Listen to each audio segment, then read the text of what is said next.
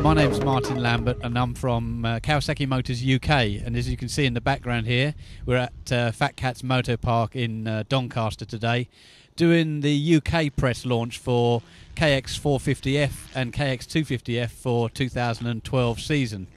And we're just filming a piece here for Dirt Bike Rider magazine's website. So first off, we've got the KX450F for 2012, and already a really highly talked about bike. A lot of reasons why people are speaking about it. We'll go through some of the points now, and there's some really interesting key features to the bike for 2012. Cosmetically, you can see much flatter appearance for 2012, so there's a greater degree of mobility up and down the bike. Also some factory features such as the blue alumite finish on the bike as well, on the black alumite on the rims, just like in US Supercross. So cosmetically, very different sort of appearance to the bike.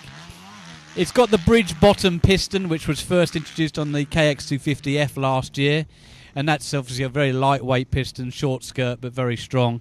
But of course, I think everybody's talking about some of the new key features on the KX450F for the coming season.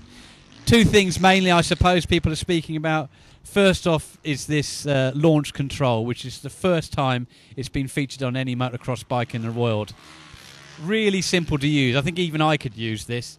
You just press the button down for 2 seconds and it locks the launch control on. So 2 seconds, locks the launch control on. You see a little LED light lights up there. You can start off in either first or second gear, depending on the conditions. What does it do? It slows the map down. It gives you a softer map. It gives you much more traction off the line. There's nothing else you need to do, because the second you change into third gear, it switches off and you're back into the normal mode again. The guys that have been riding the bike so far today, everybody's given it the thumbs up. It's a very good piece of kit, and I think we're going to see a lot more talk about that in future. So that's the launch control. Perhaps the other thing that everybody's speaking about is this new tuning ability for the maps for the ignition. Now, I think people are already used on Kawasaki's for having this works fuel injection kit, the calibration kit, which you can buy as an extra. You can plug into the bike. You can do your own mapping.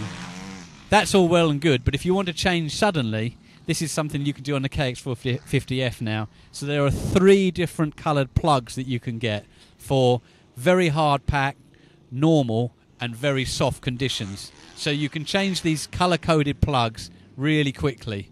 But also, of course, you can plug your calibration kit in and change your map slightly as well. So there's more ways to do it. Also on the calibration kit, you've got data logging. So not only can you change your maps, but you can also see how you've been performing as well and build a record. So if you go back to a track regularly, you can probably adopt the settings that you had at the last time you rode and then modify those. So this 3 plug and play system here is another nice, simple innovation. In terms of the 450 itself, more mid-range power this year, easier to use, a little bit more top-end power. And I think the word on the street is already that people are thinking of trading in and going for KX450F, even if they've never ridden a Kawasaki before. So from our point of view, confirmed Team Green nuts. Obviously, they're really going to go for it. But the exciting thing, I think, for us is that it's attracting a lot more people to MX-1 and KX450F. So we're delighted.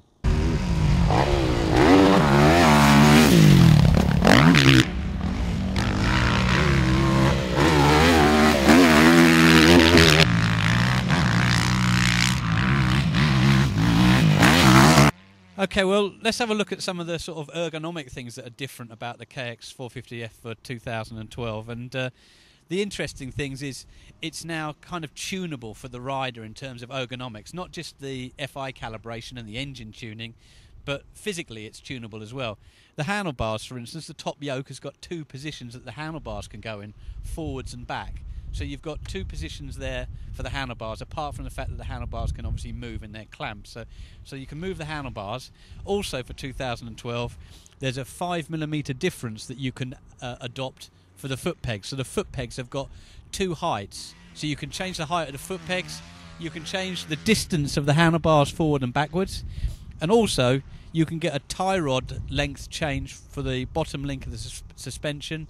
And although it's a very small difference in the tie rod length, it does make a difference in the seat height. So if you combine the foot peg adjustment height, the fact that you can adjust the handlebars backwards and forwards, and the normal clamp adjustment, and the tie rod length adjustment, it's pretty much customizable to any type of rider, any height of rider, and of course your particular riding stance. And that's another great feature of the 2012 KX450F.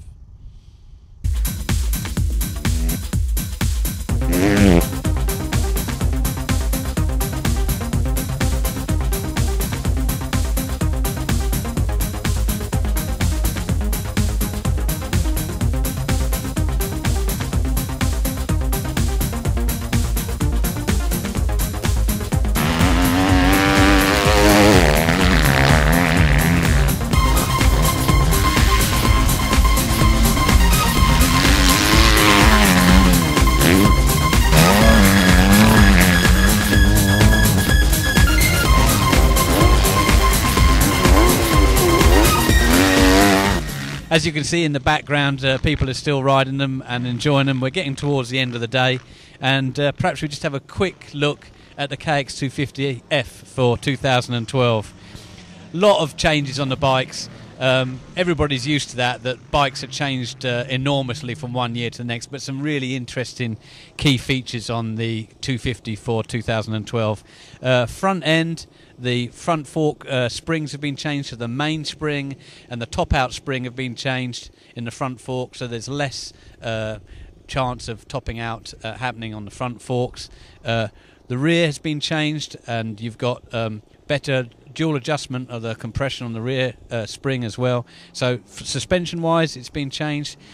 Main thing, of course, that people are talking about is the dual injector fuel injection for this year.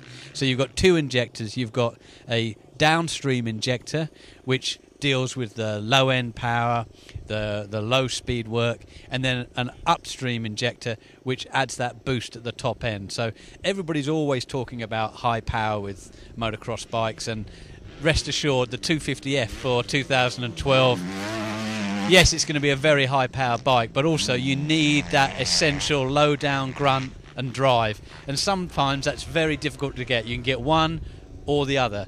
With the 250F you get both through the two-stage dual injector FI system.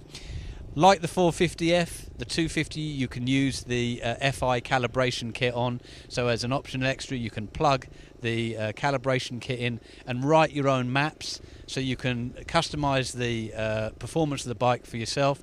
But also it's got a logging facility, so you can actually have a look at the laps you've done and build up a picture of the bike and your experience, and perhaps even make maps for individual tracks, so when you go back you can build up that experience profile.